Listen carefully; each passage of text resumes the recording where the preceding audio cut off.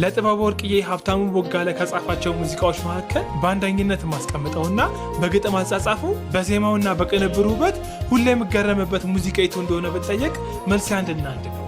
ገባኛው ገና ከሰው ጋር ለመኖር አቋራጭ ጎዳና።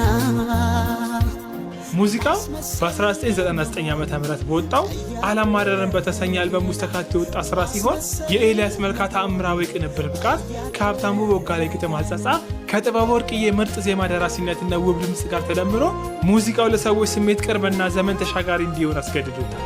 ጥበብ ወርቅዬ ገባኛው ሁሉንም በሱ ላይ ትቻለው ማስመሰል አችላጋለው ነጠል ግድ ለምልታገስ እውነቱን እስከሚያውቁ ድረስ ሁሉንም በሱ ላይ ትቻለው